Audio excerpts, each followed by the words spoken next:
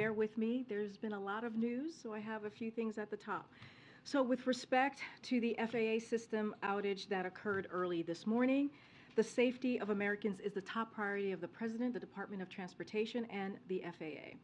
DOT and FAA report that yesterday they were working through issues in the NOTAM system, which is used to communicate key safety information about runways and flight patterns with pilots.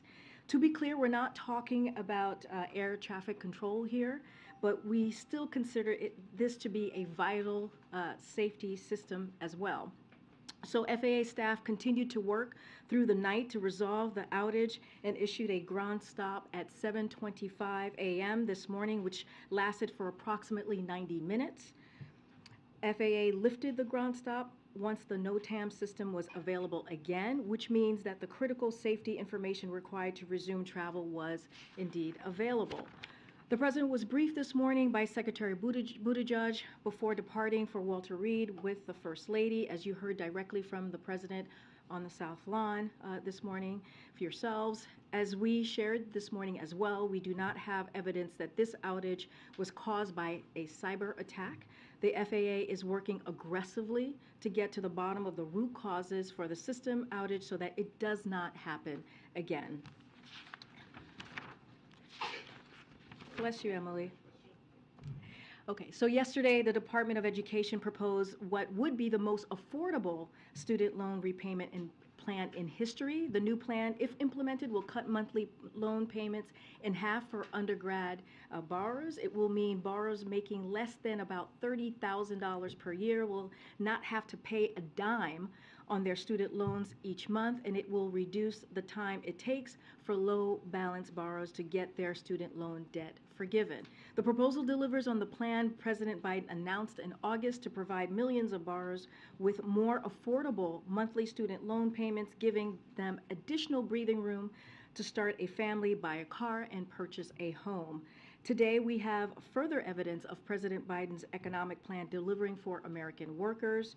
Qcells, a major Korean solar manufacturer, announced it will invest more than $2.5 billion to expand their plant in Dalton, Georgia, and to build a new plant northwest of Atlanta. This investment will create 2,500 jobs in Georgia and represent the single largest investment in solar manufacturing in the United States. In its announcement, Qcells emphasized that Inflation Reduction Act was critical to making this investment possible. This builds on the more than $25 billion in major investments in Georgia in electric vehicle and battery manufacturing, solar manufacturing, construction materials, and more since the president took office. When the president talks about building our economy from the bottom up and middle out, this is exactly what he is delivering: more investments, more jobs, more manufacturing in America. In gun safety news, Illinois has now become the 9th state across America to pass an assault bans weapon and take bold action to keep weapons of war off America's street. President Biden commends the leadership of Illinois' Governor J.P. Pritzker, House Speaker Chris Welk, Senate President Don Harmon, Representative Bob Morgan, and the numerous advocates, survivors, and elected officials whose tireless efforts turned the pain of Highland Park and other acts of violence into meaningful action on behalf of all of the people who live in Illinois.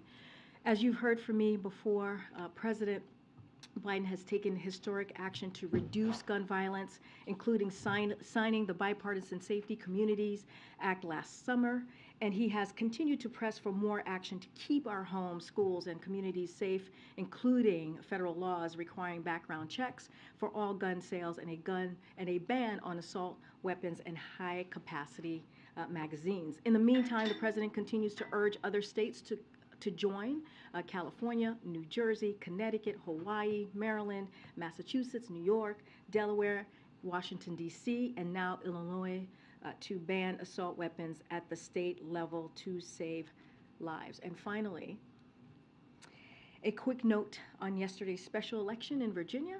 We congratulate Aaron Rouse for his win in Virginia's 7th district, a district previously held by a Republican.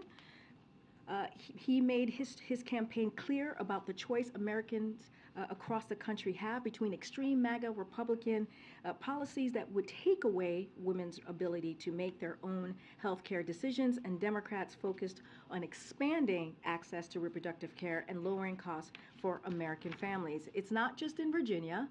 This was, of course, a critical issue in the midterms elections, as many of you reported. And in their first slate of bills, House Republicans are prioritizing legislation that would amount to a national ban on abortion. It's not just tone deaf.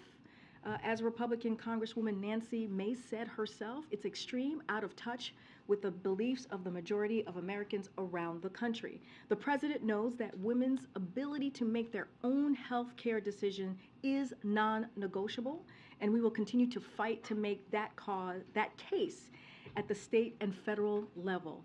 And one final note, on Friday, ahead of the president's trip to Atlanta this weekend, we will have a special guest in the briefing room.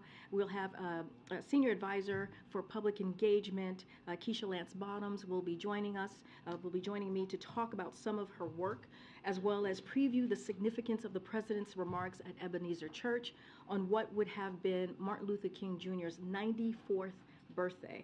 With all of that said, you guys can start waking up now. Zeke, why don't you take us away? Thanks, Karine. I was hoping you can provide an update on what the president has been doing at Walter Reed while the First Lady's been undergoing this procedure. We saw the First Lady's office put out a brief statement a couple minutes ago, but what has the president been doing? He's supposed to get the PDB at 1 o'clock. Did that happen while he was up there? So I'll say this and be very simple. Today is about his wife. That is the focus for the president right now. As many of you know, the president accompanied the First Lady to Walter Reed National Medical Center for her scheduled outpatient procedure, commonly known as Mouws surgery.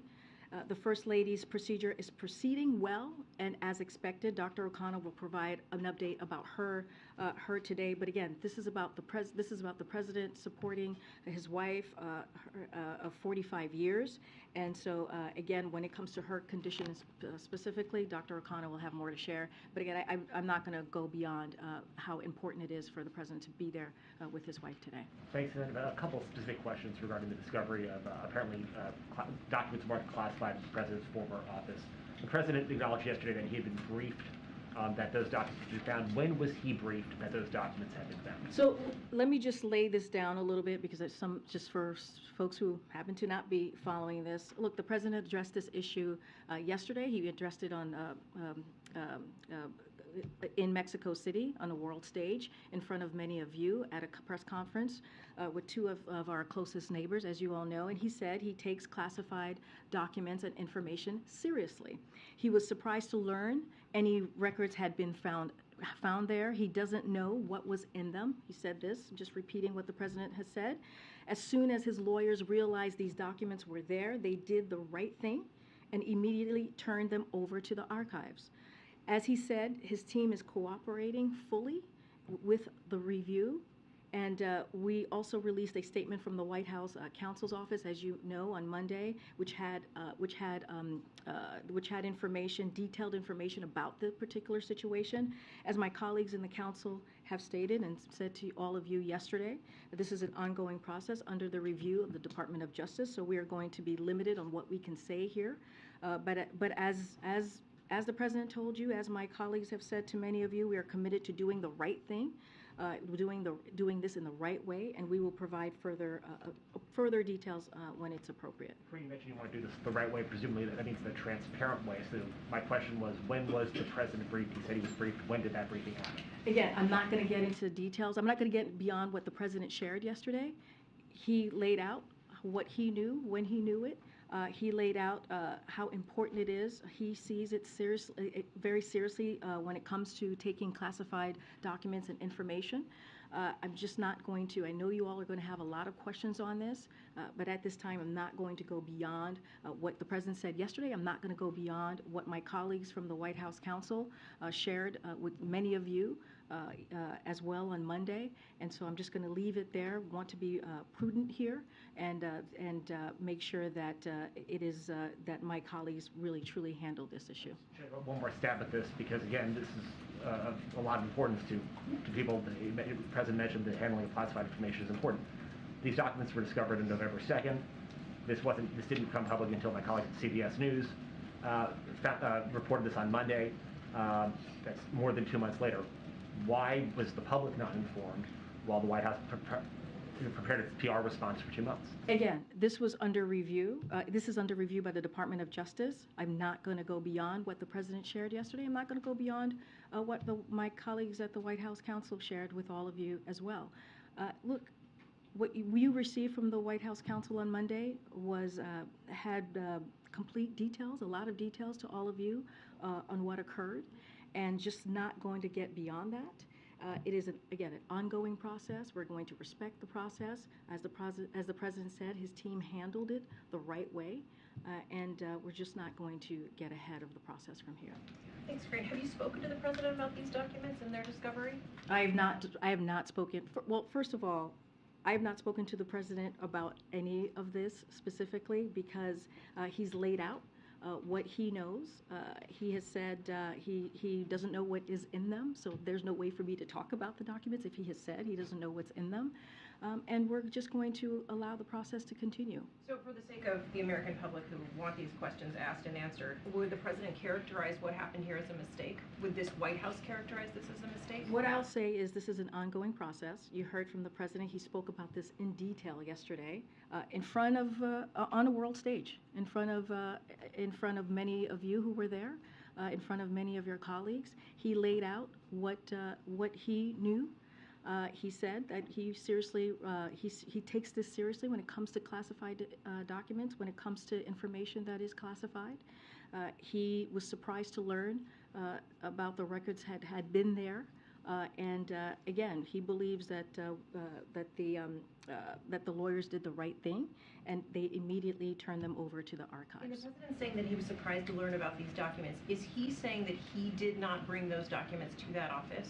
I'm just not going to go beyond what the President said. Do we know who did bring those documents to the office? I'm not going to go beyond what the President said. But you're saying you want to be transparent and do things the right way.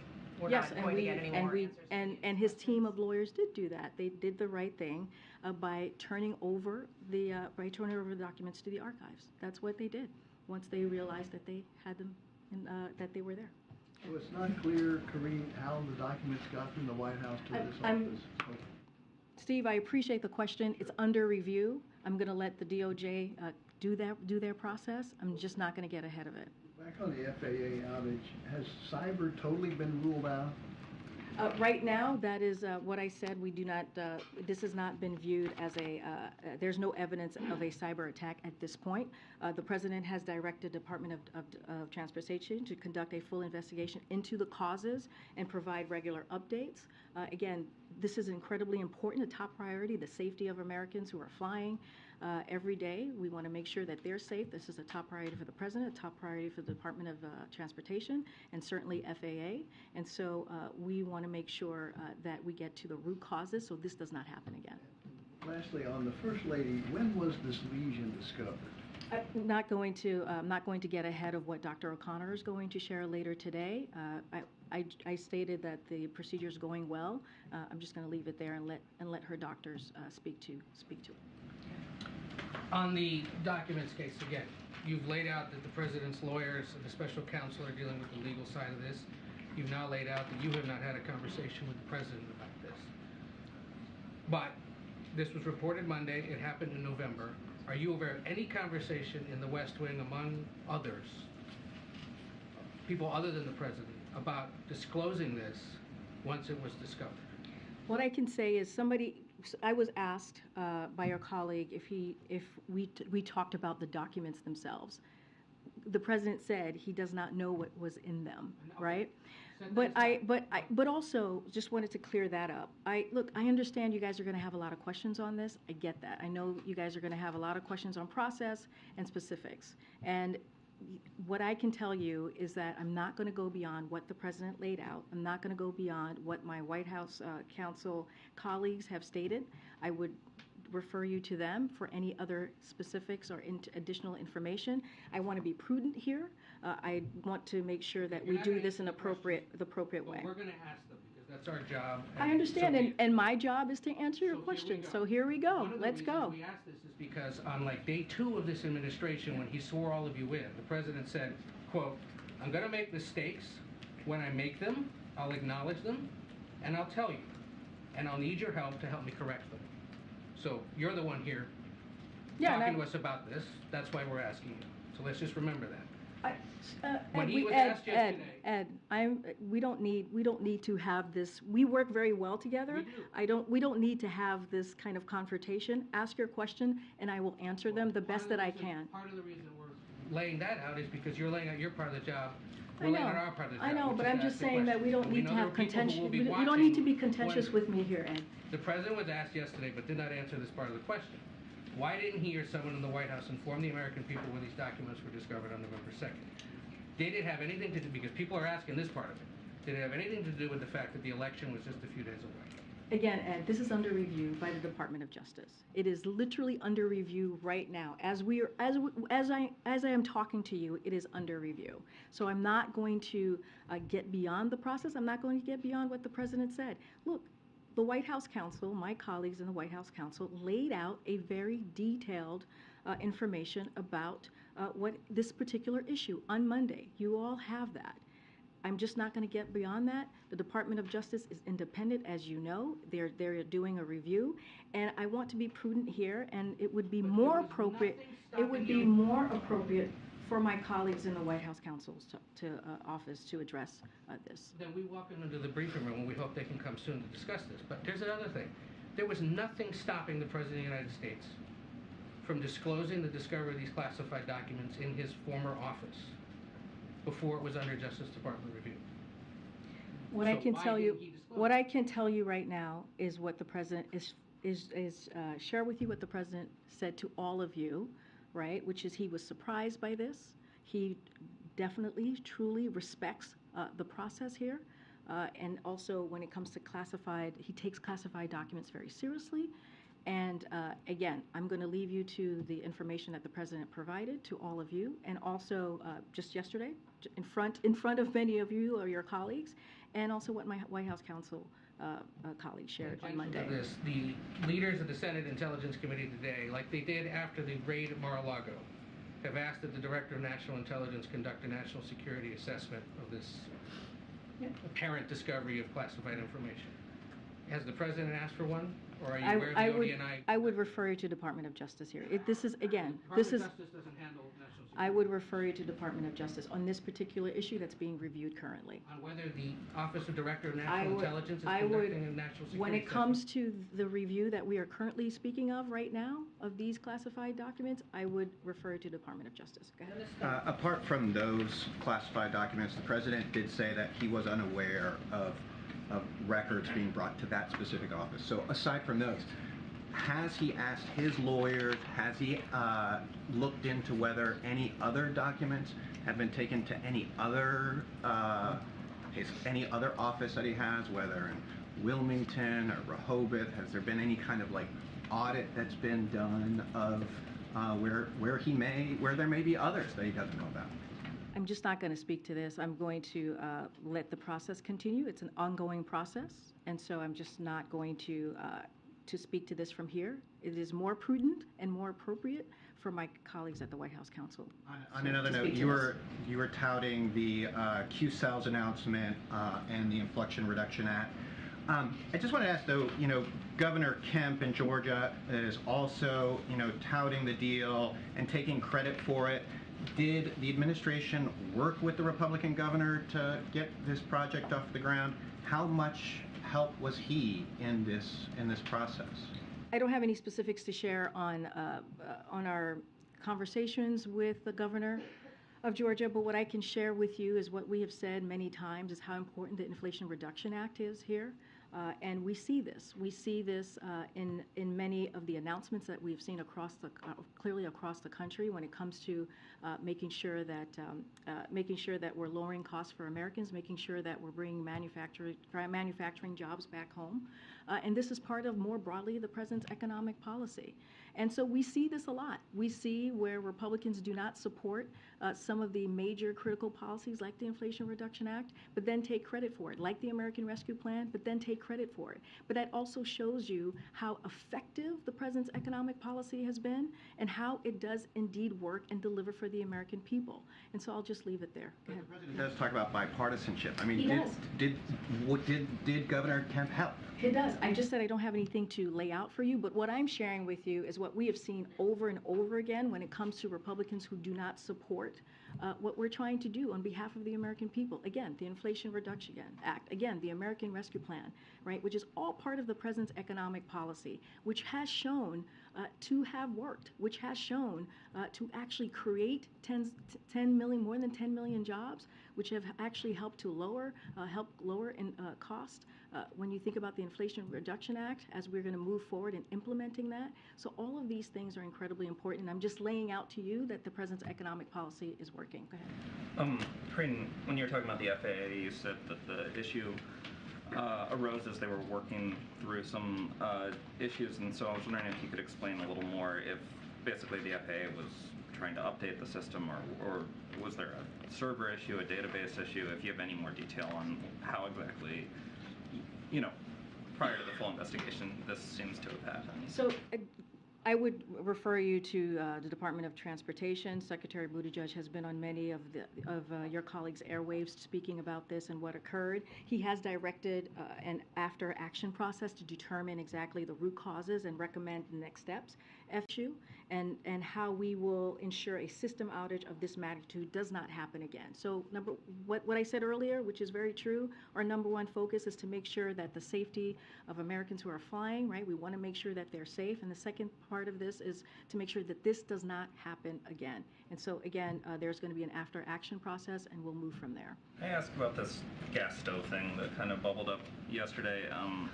Does the White House think gas stoves are safe? And I know that the Consumer Product Safety Commission said today that they're not looking to ban gas stoves, but I'm wondering, was there communication between the White House? So as far as the safety piece of it, it's not something for us to answer from here. I would refer you to the Consumer Product Safety Commission. As the chair said today, and I quote, research indicates that emissions from gas stoves can be hazardous, and the CPSC is looking for ways to reduce related indoor air quality hazards. But to be clear, I am not looking to ban gas stoves, and the CPSC has no proceedings to do so. Look, as far as our conversation to your question, we are in regular touch with them. But of course, they are an independent. They were independently correcting the record on this for several days now, and so as far as I'm aware, we're not in touch with them on this particular issue. Again, I would refer you to their comment. Quick one. Russia announced today that they're replacing their military chief in Ukraine. They've installed a Kremlin loyalist there. I'm wondering if you have a reaction to this and what you think it says about sort of the state of the conflict. So look, I'm going to let the Kremlin speak to their leadership decision, but as an outside observer, as we all are here, they sure have a lot of changes. They made a lot of changes as they continue to try to overcome their own difficulties in a war that they shouldn't happen in the first place. So again, I'm not going to comment for them. I'll certainly let the Kremlin speak for themselves. But again, this is a war that they started. This is a war that they created, a brutal war, and they can end it today if they choose to do so. Thank you, Karine. I have two questions for you. Last week, President Biden said that the war in Ukraine is at a critical point, and then you repeated the statement from this podium. So I'm wondering, where does this assessment come from, and why the White House thinks that the war in Ukraine is the critical point right now? And secondly, Poland announced today plans to send a company of Leopard tanks to Ukraine as a part of international coalition. Does the U.S. support such a coalition, and is President Biden considering sending American Abrams tanks to Ukraine to help, especially if he thinks that the war is at a critical point? So I'll say this. Look, Russia has been attacking Ukraine for 10 months now, 10 months. And this winter, we're seeing a new approach by Putin targeting civilians. You've heard the president talk about that specifically. It is unspeakable what the Ukrainian people are enduring, and they are bravely fighting back. I'll say this to your second question. The president has made clear to President Zelensky, as you know, he was here very recently. You saw them stand side by side, and you heard the president talk about the commitment that he has for the Ukrainian people, and that the U.S. will continue to have their back, stand with Ukraine as long as it takes. And we've been very clear and consistent on that. We are moving fast and delivering to support Ukraine with the tools it needs to win this war. We just announced a PDA of $3 billion, the largest one just last week. And so that is going to continue. Again, we will be with them as long as they need us. I'm going to move on. I'm going to move on. I'm going to move on. Okay. Thank you, Karine. Do you have a reaction to Moderna potentially increasing the price of its COVID vaccine by 400%? I don't have a response to that. I would have to check in with the team. This is the first I'm hearing about this. And separately, do you have a reaction to Governor DeSantis a couple days ago claiming to activate the National Guard the Florida National Guard in response to the Cuba migration surge? So we have known for some time now, right? We have seen Governor DeSantis do political stunts. That is how he perceives to fix this issue from Florida, right? And he takes, we're talking about people who are coming from countries who are dealing with political strife, who are dealing with issues where they're trying to find asylum, and he treats them like pawns. And so we have called that out over and over again, and we will continue to do that. And he is not dealing with the problem. He's actually creating a problem. And so that's what I have to say to that. We've talked about Governor DeSantis and the mockery that he's making of a process that the president is trying to fix. He's trying to deal with this issue. He has made, when you think about immigration reform, a priority by putting forward a piece of legislation on the first day of his administration. And what he's going to continue to call on is for Congress, Republicans, to actually take action and really deal with this crisis, this issue. Okay. Karine, a couple of questions. One, is there a log showing how many times the president has been to that office during, his when he was vice president, etc.? Is there a log showing the times that he traveled there? Traveled where? To that office. Yes, the Biden-Pence. Yes. You mean since he's been vice president? No. Oh, since he left as vice president? Yes. I do not know of such a log. Nothing. Look, I'm not sure. You're just trying to see how many times he's gone to the Penn Biden Center or office. I don't have anything to share about how he's. I mean, at least for the last 2 years, right? You guys have been very aware of where he goes, right? Because he has a protective pool that travels with him at all times. So I can only speak to the last 2 years. When he was a citizen, right? After becoming vice president, I cannot speak to his movements there, where he's been, or how many times he was there. As you know, he worked at University of Pennsylvania, so clearly he was there often. But as president, you guys are very much aware of his movements and where he goes and the trips that he takes because he is indeed president of the United States. So I can't speak to after that or before that. You spoke of the legal aspect of it. There is also a political aspect to this as well. There are some Republicans who are grabbing onto this cloud of documents that have been reported. What do you believe will happen? How will the work for the American public go forth with Republicans already talking about investigations? Already, Marjorie Taylor has been screaming impeachment for the longest, and now with this, she's saying impeachment. How does the work of the American public move forward as now documents are reported that were in an office connected to Joe Biden? Again, I'm going to sound like a broken record, but the more prudent thing to do is to make sure that my colleagues are dealing with this, my colleagues in the White House Counsel Office, and I want to respect the process. This is an ongoing process, as you all know, that is being reviewed by the Department of Justice, and I'm just not going to speak beyond that. I know you're talking about the politics. Not just the legal, but I'm talking about the I politics. know, I understand. I'm just not going, there is an ongoing process that is being reviewed by the Department of Justice. I'm just not going to speak beyond that. And lastly, the Atlanta trip. Can you talk about what this moment, with this year being the 60th anniversary of the March on Washington, what does this King holiday mean to this president? This holiday, as every holiday, when we talk about the legacy of Dr. Martin Luther King, when we remember him on his birthday, has always been a critical moment for this president. You heard him talk about the reasons why he decided to run. A lot of it had to do with civil rights. And he has an administration that makes sure that no one is forgotten, that that he has an administration that represents the country, one of the most diverse administration in modern history, and that also shows a commitment to how he believes to Dr. Martin Luther King Jr.'s legacy as well, and making sure that we walk in that legacy every day. I don't want to get ahead. He's going to be speaking, as you know, at Ebenezer Church in a couple of days, and he wanted to make sure that he recognized that day by going there and talking about the legacy of Dr. Martin Luther King, what he meant, not just to the Black community, but to every community just across the country, to Americans.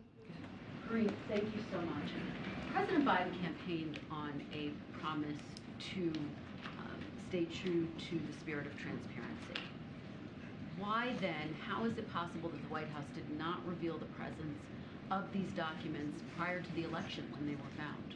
Again, the president spoke to this personally yesterday. You heard him at the press conference. He laid out what he knew, and he talked about how important and how he sees this as a serious matter when it comes to classified documents and information. He talked about about how he was surprised to learn about the records that had been found there, and he laid out his process and his thoughts. I'm just not going to go beyond that.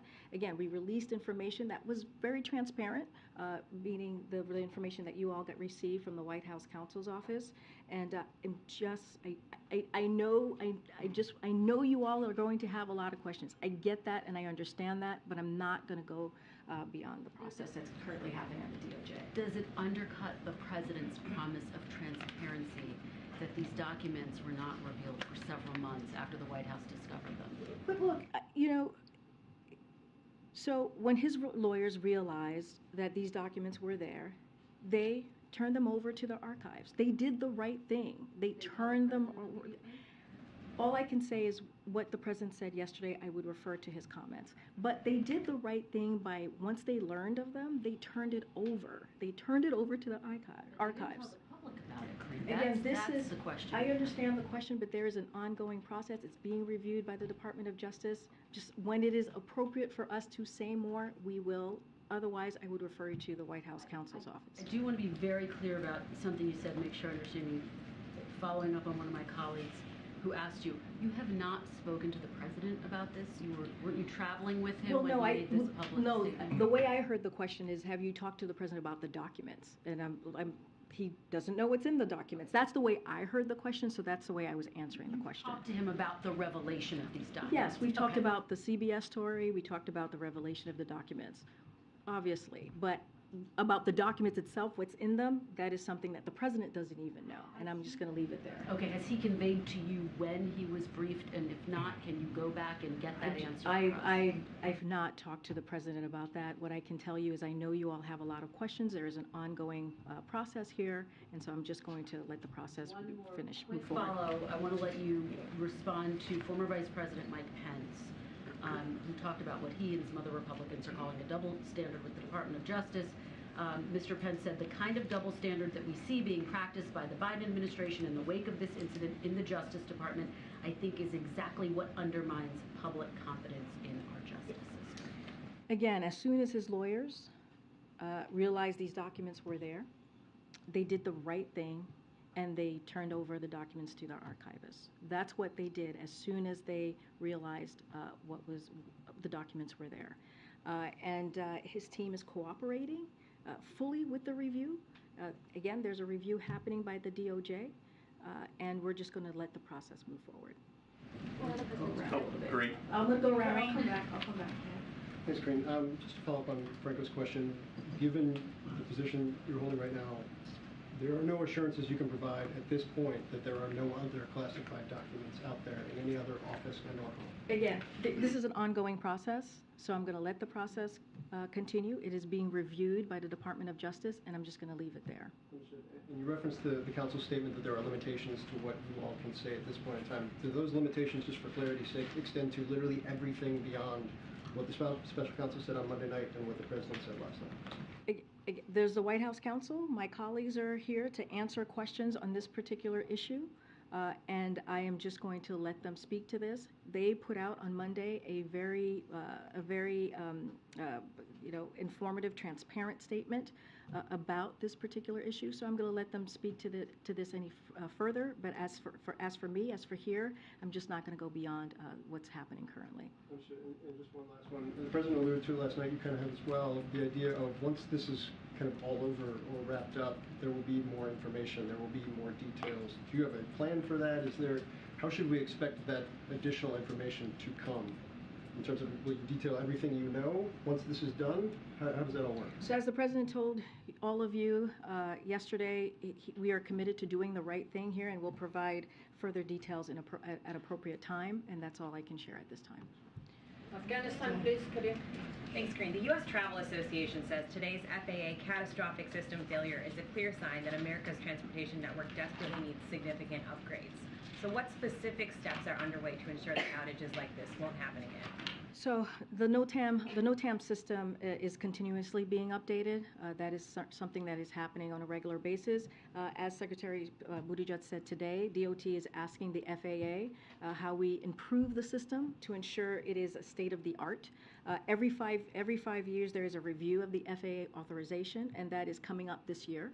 So we welcome the attention from Congress to ensure the FAA has what it needs to address these issues. The FAA is working aggressively to get to the bottom of the root causes of what happened with the system outage today, and making sure that it doesn't happen again. Clearly, the safety of Americans who are flying every day is a #1 priority, and what they're going to do is to make sure that this doesn't happen again. How concerning is it for the White House that there's no backup, no contingency to this system when it does fail? Look, what you saw happen today was out of abundance of caution, the action that was taken, because, again, the safety of Americans is a priority.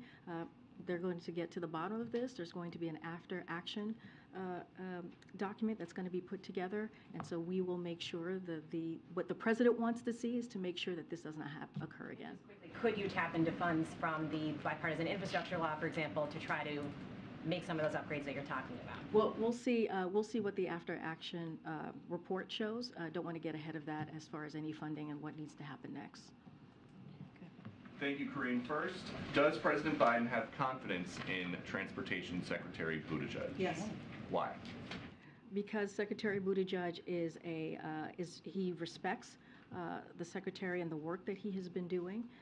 You have seen the secretary on TV. You have probably spoken to him yourself, and they are doing everything that they can to make sure that the experience that Americans have is a good one. That's why they've held the airlines accountable. You've seen the secretary do that over and over again, and we understand. We understand what Americans have been going through these past couple of months. That's why the secretary has been very clear on making sure that they are held accountable, has put in processes in place to make sure that occurs, and yes, the president has confidence in Secretary Buttigieg. And then on these documents, how could anyone be that irresponsible? Isn't that what this president says about mishandling classified documents? The president spoke to this personally. He spoke to this personally, and he believes that classified documents and information should be taken seriously. He takes them seriously, and he was surprised to learn by any records had been. I disagree. Here's what happened. Once Then why his. is there a Justice Department? Well, let me explain to you the process. Here's what happened when his lawyers found out that the documents were there. They immediately turned them over to their archives. But they were But there they in the first immediately place. I turned them understand over that to the you say archives. They did the right thing I'm not when they gonna figured it out. go into specifics, but what I am reiterating to you is what you heard from the president yourself, Peter, which is how he saw the process and how he respects and truly respects and takes this very seriously, and when he knew, and how surprised he was by it, and the actions that the right actions that the lawyers took. Again, this is under review by the Department of Justice, and we're going to let that process continue. How can President Biden be trusted moving forward with America's secrets? Because his lawyers, his team did the right thing. But he had a closet with His classified lawyers information in did it the that right. they found. How did it get there? Again. Did the He lawyers did. do He the was right thing? surprised that the records were there. He spoke to this But they were personally. there.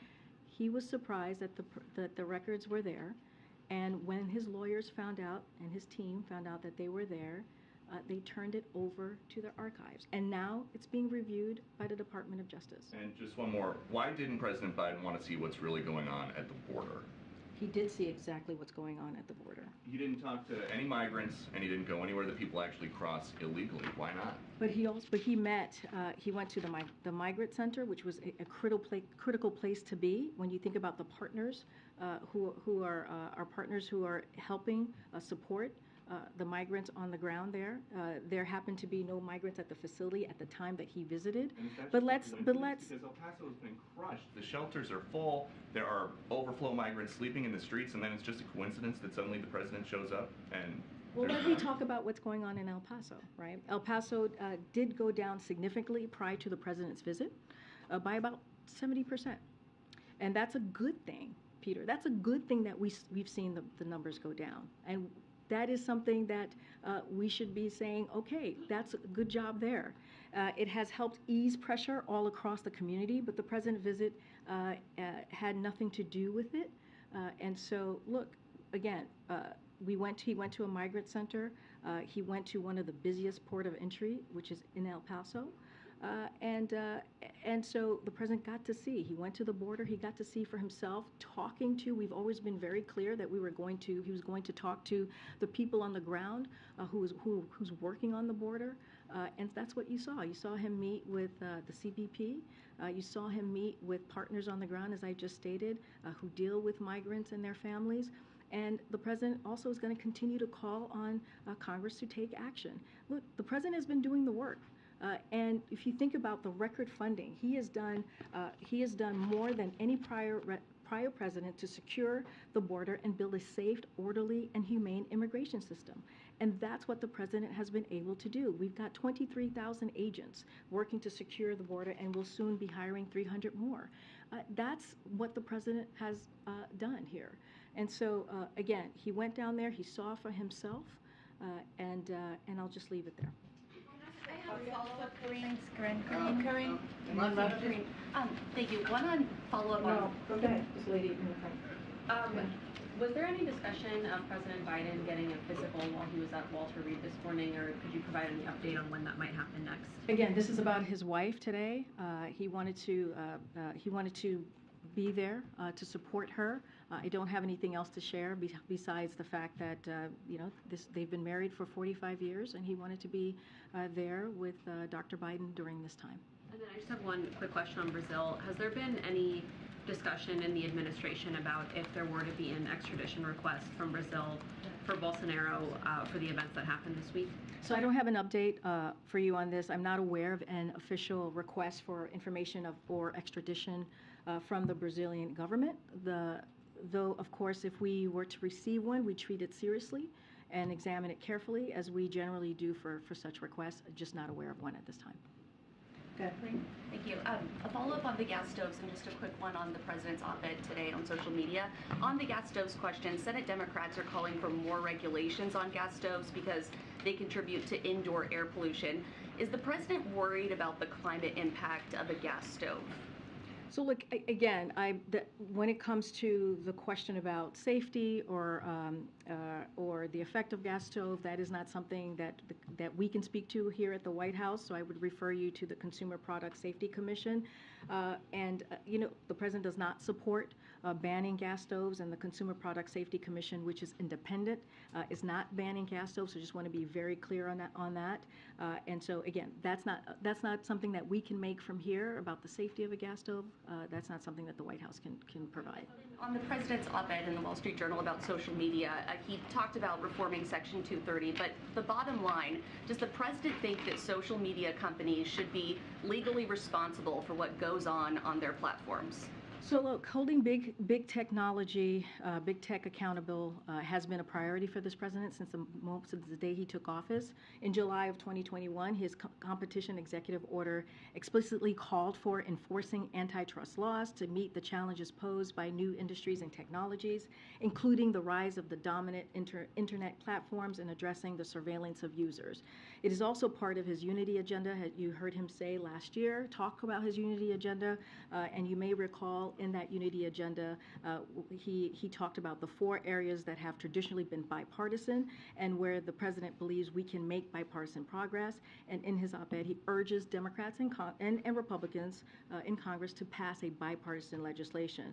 Look, the president, again, outlined the same policy positions in this op-ed today that you heard from him in the State of the Union last year. He said it's time to strengthen privacy protections, ban targeted advertising to children, demand tech companies stop collecting personal data on our children, and also you may remember that one of the president's guests, the First Lady's guest at the State of the Union was Frances Haugen, the Facebook whistleblower. So this is an issue that the president's going to continue to focus on, and is incredibly important to him. And so as the new Congress starts, he's going to continue to reiterate a bipartisanship there.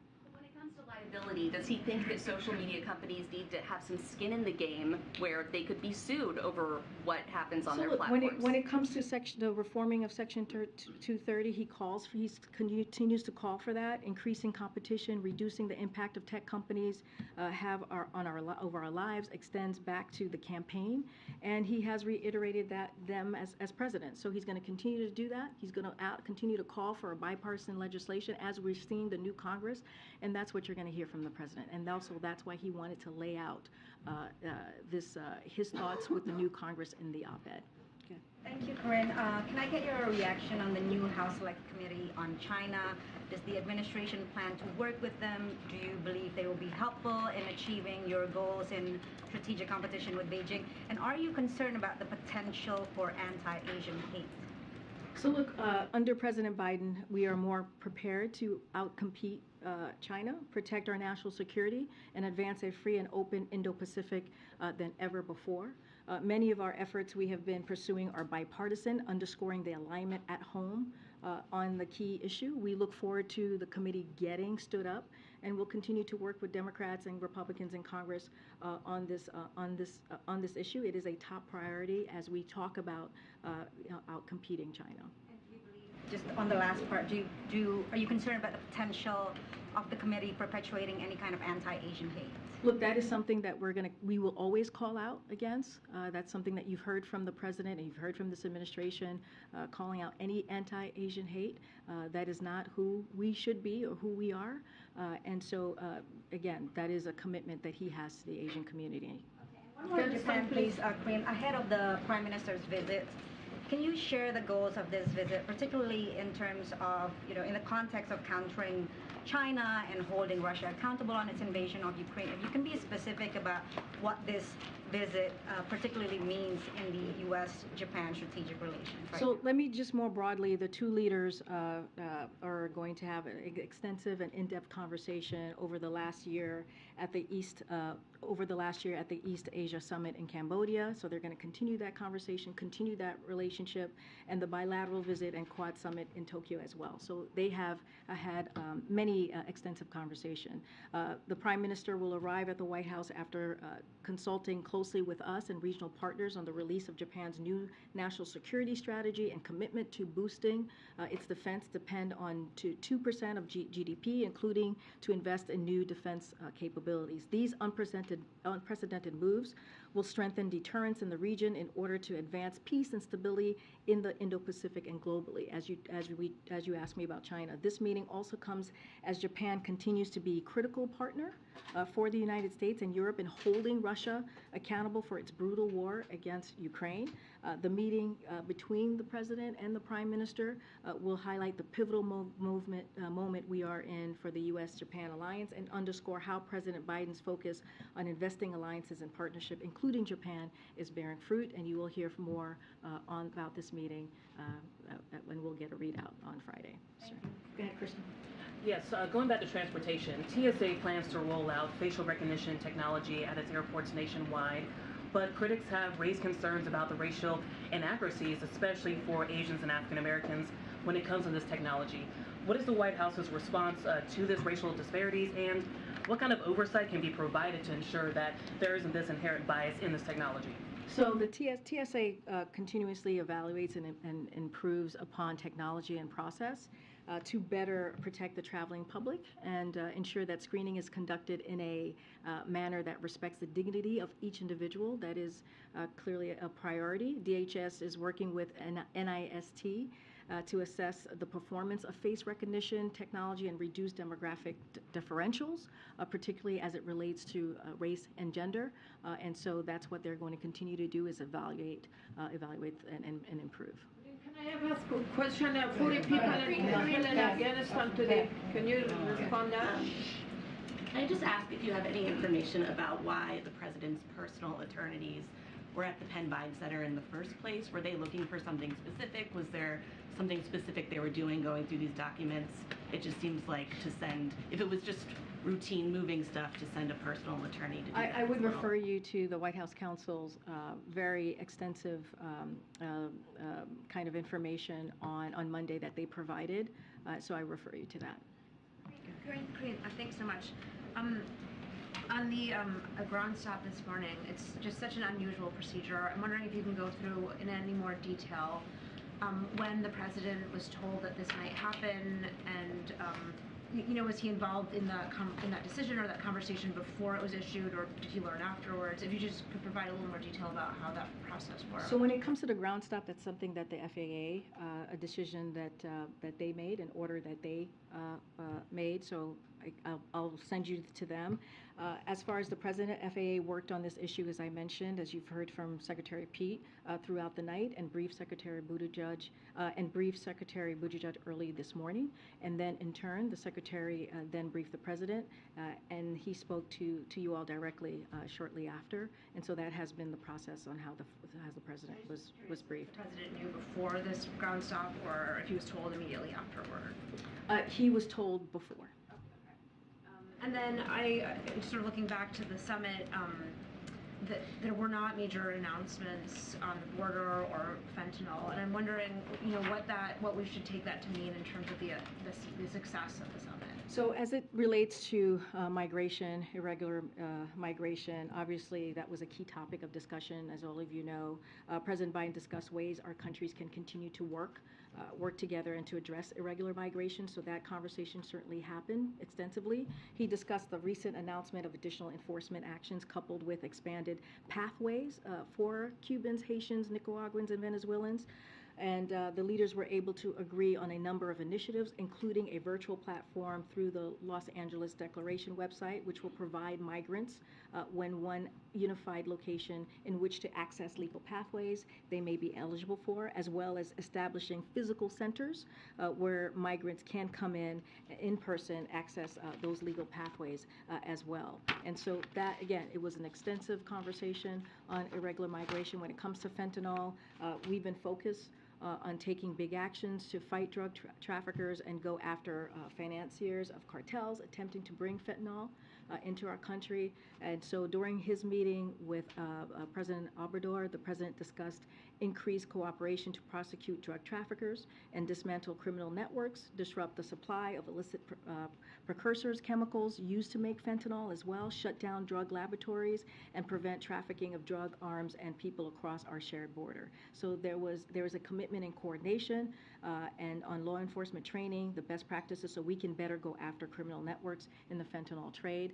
Again, this was a meeting, a summit that happened to our closest neighbors on how we can move forward in dealing with some of the issues that are really important to the three leaders. Was it as ambitious as you had hoped? I mean, was the White House a little, let down by the scope of the agreements? And can you sort of characterize, how you're feeling at this moment about, the outcome?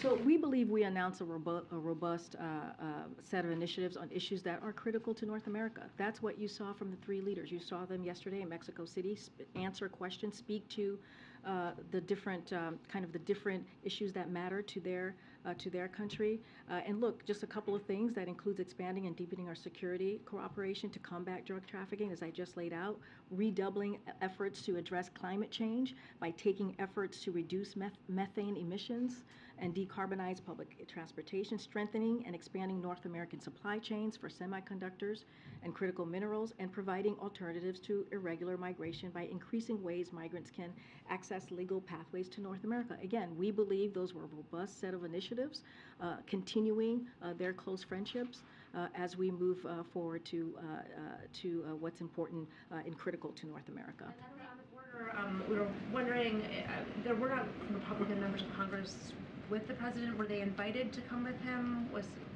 Can you sort of talk through that? Yeah, so I was asked about this a couple of days ago. Look, we go through the normal process as we go into a state with whether it's Republican or Democrats in that state, and just don't have anything further. Our Office of Legislative Affairs certainly reach out to congressional members.